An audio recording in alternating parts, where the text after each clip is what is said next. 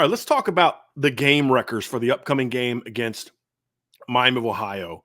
And we're going to spend a little bit of time, not too much time, but a little bit of time here talking about that. And when you look at the offense, let's start with the offense, right? First thing about the offense that they're going to have to do is they're going to need their offensive tackles to play better in this game. That is a big part of the success of this game. Is they need Anthony Knapp and they need uh, Emil Wagner to be on top of their game. Run game wise, they're going to need them to be on top of their game, but especially pass game wise, they're going to need them to be much better protecting the quarterback because this is a Miami team that, as I stated earlier, is not a great team when it comes to up the middle. You know, they're very undersized. They're quick. They're athletic guys, but they're undersized. You should be able to get a push on them. Their edge players, especially Bryan Ugwu, are good football players. And here's the reality of it. If you can't protect the quarterback against Miami of Ohio, you're not going to protect the quarterback against Louisville. You're not going to protect the quarterback against Georgia Tech, who's going to bring a lot of different pressures. You're not going to protect the quarterback against USC. You're definitely not going to protect the quarterback when you get into the postseason. So they're going to have to be better. They're going to have to be more stout, and they're going to have to be able to hold their own and let the quarterback get more comfortable moving forward. That's going to be the key, right? And so when you look at this offense, I think the game wreckers in this game, first and foremost, the tackles have got to shut down the Miami edge rush.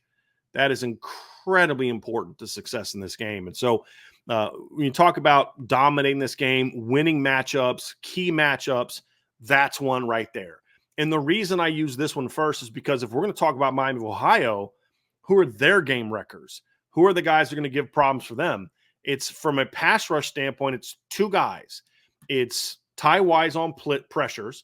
He has, I think, 3 sacks this year, and he had 8 last year. Hold on, give me a second. Let me find his specific stats from last season. So, and this season. So Ty Wise, who is their Mike linebacker, he has 1 sack this season so far. They have 2 as a team. He has 1 sack so far this year, and he had 8 sacks last year, the same number as Bryan Ugwu. So you're going to have to be able to handle that pressure from blitzes and bringing them off the edge. But the other one is Bryan Ugwu, who was an outstanding football player last year for Miami of Ohio, and he's been pretty good this year as well. So when you look at what he did last season, I talked about this a little bit yesterday. I talked about him last in the summer when we talked about our all opponent team because he was on the all opponent team. So last season, Bryan Ugwu, as I mentioned, had 8 sacks, but he also had, I'm pulling this up here real quick, I think it was 64 pressures last season, 64. The year before that, he had 31. Last year, had 18 hits or sacks on the quarterback. The year before, he had 10. This year, in 2 games, he has 9 pressures already, and he already has 3 hits on the quarterback. So this is a kid that is very, very effective off the edge. This is a dangerous matchup. All right, very dangerous matchup for Notre Dame. And if you can't control him, then you have to kind of project you're going to have some issues with the other good ends that you've got coming up as well. So he's going to have to be really effective. These 2 tackles are going to have to be really effective to keep him from being a game wrecker, because he to me is the number one guy that if you struggle offensively in this game, he's going to be the first reason. Then there's a couple others, right? Like I said, I like their linebackers. Their secondary's solid, but this is going to be the reason why. That's going to be the reason why. And so that's a big key. So the tackles are going to have to be on top of their game against him. So then you get into other aspects of the offense. And look, you need your quarterback to be a game wrecker. I think this is a very important game for Riley Leonard. And no, I don't care if he plays in the second half again. As a matter of fact, I kind of hope he doesn't play in the second half again because you don't want to take a chance of him getting hurt. But this is a game where I think Riley Leonard needs another impact game. That's really where you need to be. You need another game where you go out in this game and he is dominant. If it's just like last week's game, so be it. I'd like to see be a little bit different, where it's not so much about him getting 11 carries in the first half of a game, more so about, maybe he gets 5, 6, 7, but make some more plays throwing the football. If you can get Riley Leonard going throwing the football, this offense is going to be incredibly hard to stop. Right now, the run game is rolling with him. Like I said, he's on pace for almost 800 yards right now. And that's with 2 running backs on pace for over 1,800 yards in 13 games. You've got to be able to get in a situation where he can be more effective on the ball. He does not need to throw for 350 yards a game. If he did, it'd be kind of good, right? He's got to get better throwing the football. That he's got to be a game wrecker in this game. And then that ties into sort of my next key. And that is you've got to be able to have your receivers be more impactful in this game. Now, I want to see, Bo Collins catch some balls done. If I'd love to see Jaden Greathouse get going. We've talked about that. But there's two guys that one of them has to step up this weekend and has to get going, because it's just kind of like, if you don't do it now, when does it happen? Right. And there's this TV series I've been watching, and there's a scene where the mom says, if not now, when? Right. It's not that Miami's secondary is bad.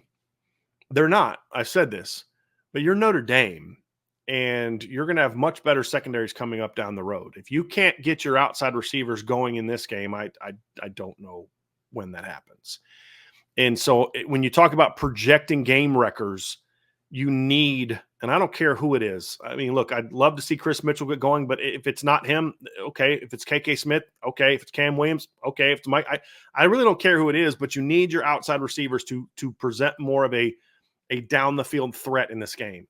I think it would be beneficial for this offense if Coach Denbrock can come up with some ways to say, hey, look, we're gonna do some things to get those guys to football. There's several different ways they can do it. One is, as I mentioned before, just, hey, if you're getting a single high, cover one, look, take a field shot. I'm good with that. Take a field shot. Your quarterback's just got to look the guy off and throw a good ball, and then you've got to go compete for the football and go make a play. You've got two receivers in Chris Mitchell and KK Smith that can run past the Miami corners if they come off the line properly. You're going to have to be able to go do that. Okay, and if they're not able to do that, then I don't know if you're going to do that against Louisville. I mean, if you can't do it against Miami's corners, you're not doing it against Quincy Riley. You're not doing it against John Humphrey and USC. You're not going to do it against. I mean, you're not going to do it against Florida State's corners, and their team is struggling. You're going to have a hard time doing it against Georgia Tech's corners. So they're going to have to figure out what ways to get this thing going, and just be willing to take some shots. But that can't be all. You've got to. Notre Dame is doing this thing right now with their outside receivers. They're running dig routes, and they're super choppy on the top of their dig routes. And so what's happening is they're getting the top of their dig route, and they're going like 1, 2, 3 cut. And what's happening on that particular route is every time they do that, it allows the cornerback to undercut the route, and they're taking it away. And there's definitely some things I think that Notre Dame can do when you're getting some of those in routes, those dig routes, whether it's running a clear out with number 1 or number 2 and then bringing number 1 underneath. But they've got to find a way to be a little crisper with that technique. And it's not that the receivers are running it wrong, because they're all doing it. They're all doing it the same way. And so if you're not able to kind of say, hey, look, we're running this route and they're undercutting it, then you're going to continue to have that problem. And so what I would like to see from Notre Dame is maybe a little bit more of a sharper cut that's a little bit rounded, that you then have to say, listen, you got to snap that sucker off and then kind of work level, right? That's what you got to go with. But that's something I think could be there, is, running that slot fade and then, or running the seam route, running your slot fade, maybe getting a little bit of a release, because that safety sees a slot fade. You can kind of run a release and then maybe run something like a delay slant, a delay under, where you kind of look like you're doing a hitch and then come underneath of that route. Do something to kind of get those guys free on in-breaking routes. And so how you get to that point is going to, I mean, it's going to determine how successful you are and if you can catch some of these balls in the run. Because if they can get Chris Mitchell, or if they can get Jaden Harrison, or if they can get KK Smith the ball on the move in space, it's going to be big plays. And go routes aren't the only way to do that. Post routes aren't the only way to do that. Run some crossers, run some delay crossers, run some things where maybe you clear out and bring your slot, your Z underneath. As much as teams like to blitz their middle linebackers, there's some things you could do maybe out of bunch to get those guys on the run. That's a big play potential, even though it's not a deep ball. Doing things where you maybe run backside clear outs with Bo Collins and your tight end, and maybe you bring your Z on a deep over route. and you get it there. There's a lot of different things they can do to get the Z going. And that's why I point to Chris Mitchell and KK Smith, because the Z has to be more impactful. That position has to be more impactful if this offense is going to get the pass game going the way that it needs to. And hopefully this game is a game where those guys are game wreckers and can go out there and be effective making plays. Because as I said, if you can't get that going against Miami of Ohio, I don't know when that happens. And it's going to need to happen for this team to be because like right now, Notre Dame is running. You're running the risk of turning into what you were last year, structurally. And what I mean by that is last year you kind of knew you could defend Notre Dame inside the numbers. You didn't have to worry about really outside the numbers or down the field on the outside. You knew that you could kind of funnel everything back inside because that's where the pass game was going to go to. They've got to find some ways to attack outside, whether it's, obviously with the outside receivers, but there's also some things you can do, as I mentioned in the earlier breakdown of the pass game, where you can run some out, some corners, some different things to get them going. Your outside receivers have to be bigger threats. And so that's why when I talk about this offense, number 10 and number 11 are the first guys in my mind. And then if Jordan Faison comes back, he's part of this equation as well. I don't know that Jordan Faison is what I'm thinking of from the outside go ball stuff.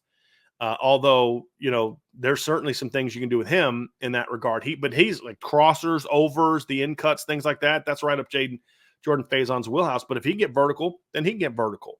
But the focus is on getting those outside receivers more touches in impactful situations. And that's why I'm hoping that you can add those guys to the mix and have some success this weekend with that. On the other side of the ball, when you look at the defense, we talked a little bit about it. I won't rehash it again, but Riley Mills and Howard Cross need to be game wreckers this week. Have to be. You need them to step up. It's time for your captain and your All-American to step up and play like it. And they're not. And no, I did not mean to sound like the Dan Devine guy, the guy that's playing Dan Devine and Rudy. But at the end of the day, look, Riley's a captain. He needs to play like it. Howard Cross is an All-American. He needs to play like it. And neither of them are doing that right now. Be nice to have a little bit of a coming out party this weekend against Miami of Ohio. When you also look at the defensive line, obviously you need your young defensive linemen to step up and make some plays. They need to be effective. I want to see Boubacar kind of take that next step. I want to see Bryce Young take that next step. You want to see some of those edge players, Junior Chilamaka, which we talked about earlier, maybe getting a Logan Thomas in the game. I don't know if you guys watched Logan Thomas in the second half of that game. He is skinny and he's going to need a lot of weight room work. And he looked a little lost at times, but man, he's athletic. Wow. He's athletic. Maybe he's an answer in certain situations, but he'd be more of like a pass rushing specialist. What I'm talking about is the edge players in every phase of the game just dominating. That's absolutely where you need to be. Absolutely where you need to be. You need them both. You need them both in the middle to step up, and you need the edge to step up. And I want to see how those young guys do. But here's a player that I really hope to see kind of have an emergence this weekend, and that's RJ Oben. There's been several disappointments so far this season for the Notre Dame defensive line. I think Riley Mills has been a huge disappointment. Howard Cross has been a disappointment. Not huge, but a disappointment. And RJ Oben's been a huge disappointment so far. Started to see a little bit of flashes in the second half of the game against Purdue, and I'm hoping they can build on it. Because if RJ Oben can come out and show you the guy in a Notre Dame uniform that we saw in a Duke uniform, then you're going to be okay on the defensive line. You will be. Because he has looked slow off the line. He has looked – he's never been a loose guy athletically, but he at least showed some burst off the edge. He showed some confidence as a pass rusher. He hasn't shown any of that. He'd made one really good play on Saturday where they ran a read zone. Boubacar takes out the back. Hudson Card keeps it, starts running, and RJ chases him down. You're like, hopefully that can spark him a little bit so far this season. It was at least something. But here's the reality. You've got a guy that in the last 3 years at Duke had, I think, over 70 total pass rushes or total pressures. He was over 20 every season. I'm actually going to go look at this real quick. I'm going to try to pull up his number. So in 3 years at Duke, he had 68 pressures in the last 65 pressures. No, I'm sorry. He had 93 pressures the last 3 years at Duke. 29 in 2021, 37 in 22, and 27 last year. He had 13 sacks or hits on the quarterback last year, 9 the year before in 22, and then 6 in 2021. Through 3 games this season, RJ Oben has yet to record a pressure all season. That can't continue. I mean, you're going to need him to at least give you something. And my hope is that sort of a breakout game happens that causes him to say, okay, I got this. This is my last chance. I got to do something. And because, look, here's the deal. You're getting to the point in time in the season where if you've now played 2 MAC teams, Purdue, who's, I think I still think Purdue's going to be okay. I do. I think they just ran into a buzzsaw last weekend against Notre Dame. They're going to be fine under Ryan Walters, in my opinion. But let's be honest. You're a 6-year defensive end that some people think can play in the NFL to some degree.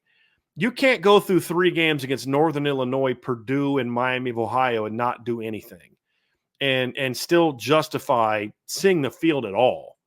I mean, like, honestly, like, if your 6-year senior end is going to go through a 4th game of giving you nothing, then play Bryce Young. Seriously.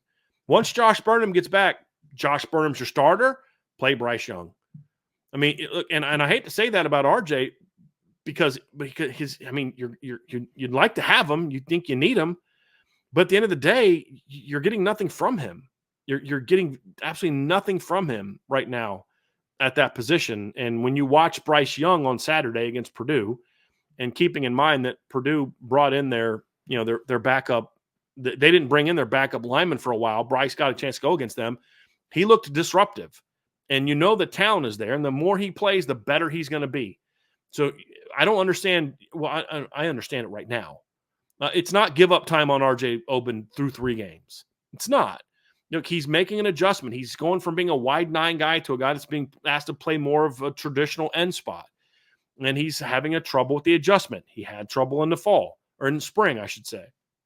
You're going to need him to start making plays because you can't go much further with him at end when you've got a guy like Bryce Young sitting there on the bench. You can't. You just can't. You say, look, I know Bryce is going to make mistakes, but right now this other guy's not making any plays. I know that Bryce can make plays.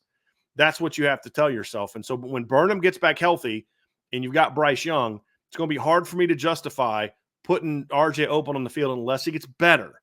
And this is an opportunity for him against solid tackles. They're not great, but they're solid.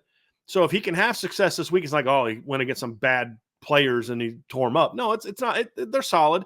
So it would be good. It would be a positive moment for me. And then hopefully that steps up and he can go out there and give you some success against Louisville next week when he gets a shot there. Because, like I said, you're at that point now where if RJ Oben can't start to show you something, it gets tougher and tougher and tougher to justify putting him on the field. And it's confusing because you're watching this guy, and this is a guy that had 4 pressures against Florida State last year, had 5 against Northwestern, 5 against Clemson. He had 4 hits on the quarterback against Clemson. He had two pressures and a sack against Notre Dame last year.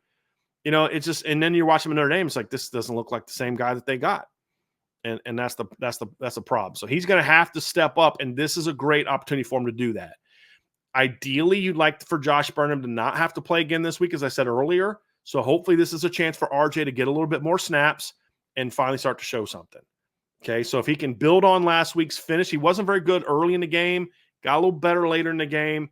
He needs to build on that game and be a game wrecker. So I talked about the lineman.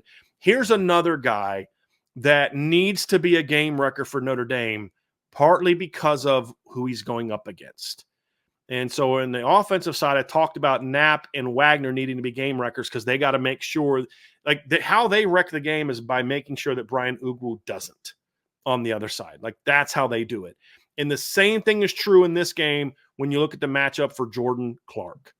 Jordan Clark is going up against a kid named K. McDonald from Miami of Ohio. And this is a good football player. He's been primarily a punt returner in the past. He was Miami's number 2 receiver last year, but he averaged 12.7 yards per punt return last season. I'm actually curious where that ranks nationally. That would have ranked him in the top 25. Actually, no, that's 2024. He ranked 10th in the nation last year in punt return average. So he's a very shifty guy, can make plays with after the catch. But this season, he's been a very dynamic receiver as well. So he had 28 catches for 355 yards and 3 touchdowns last season. And this season, he's come out and he's already got 16 catches for 240 yards in 2 games. Now, keep in mind, both of Miami's Ohio's games so far been against Power 5 teams, and one of which was a bowl team last year, Northwestern. In the opener against Northwestern, he had 8 catches for 105 yards. Against Cincinnati, he had 8 catches for 135 yards and a touchdown. This is a kid who's a very dynamic player in that offense. He's built kind of like a running back. He's got a little bit of a stout lower body. He's 5'11", but he's listed at, I think, 200 pounds. Very good route runner. He had a couple routes on deep routes last week against Cincinnati's guys where he had them running in circles. I mean, caught a big pass play on an inside post route where he just completely torched with his route and his speed the Cincinnati defender. So this is a kid that Miami is going to design a game plan to get him big plays. They know that if they're going to beat Notre Dame, they're not going to be able to methodically go up and down the field. You know why I know that? Because they're going to watch Northern Illinois and say Northern Illinois couldn't do that. The only reason that Northern Illinois was able to use their grind out the clock run game to maintain a lead and then get a lead back late in the game is because of the fact that they generated an 83-yard touchdown pass early in the game. If they don't do that, they don't have the opportunity. They would have had to open things up, and then that would have given Notre Dame's pass rush a chance to be more impactful, would have given Notre Dame's pass defense a chance to be more impactful. But because of that early 83-yard touchdown, they were able to stay in that game. The chances are that Notre Dame's offense isn't going to be held to 14 points again by a MAC team. Chances are pretty good that that's going to happen. But if you're going to put Notre Dame's offense in a bind, then you're going to have to generate big plays. And I've talked about the 2 receivers that have a chance to do that with him and the Virgil kid on the outside, the 6'4" kid. But this is the kid that, to me, concerns me the most. This is the kid that I look at and say he could make some plays after the catch and vertically that could give you some problems. And it's a very tough matchup for Jordan Clark. It's a big opportunity for Jordan Clark, who I think has played solid football so far. He's certainly been I thought he was okay against A&M. Had a huge pass breakup against Northern Illinois. And then, of course, was pretty good last week as well, in my opinion. So if he's able to come out and really win this matchup, then Miami has no chance. The only chance Miami, Ohio has on offense of coming even close to scoring enough points to win is that, in my opinion, is either A, Notre Dame doesn't show up, or B, they can find ways to get Cade McDonald the football. He is their their game wrecker on offense. If you shut him down, I don't know if they have much of a shot, in my opinion. And right now, him and Gabbard have a very good rapport. Again, he's got 16 catches in 2 games. He's got 8 in each game against Power 4 teams. So Notre Dame's going to have to be on top of their game, and that makes Jordan Clark right in position to say, hey, man, it's up to you. It is up to you to go out there and handle that matchup, win that matchup. Don't let this guy – you got to tackle well. You got to be sound in coverage. When he catches the ball, he's got to go down. You've got to be sharp on your vertical stuff. Don't overplay. Be sharp, be precise, he's a really smart kid in the game. You've got to know he's trying to set you up for something, and you just can't give up the big plays. That's going to be the key for Jordan Clark. So the last game record for me for Notre Dame's defense has got to be Jordan Clark, who I think could be the ultimate decider in whether or not Notre Dame can completely shut down Miami. If he can hold his own against Cade McDonald, maybe even win the matchup, then Miami's going to have a very tough time scoring points against Notre Dame. So that's it for the game records. We're going to go buy, sell, hold next. We got a ton of great buy, sell, hold submissions, so we're going to get to those next. But before we do, hit that like button, hit the subscribe button, hit the notification bell, share this podcast, give us a 5-star review, and as always, if you have not done so, sign up for the message board at boards.archbreakdown.com.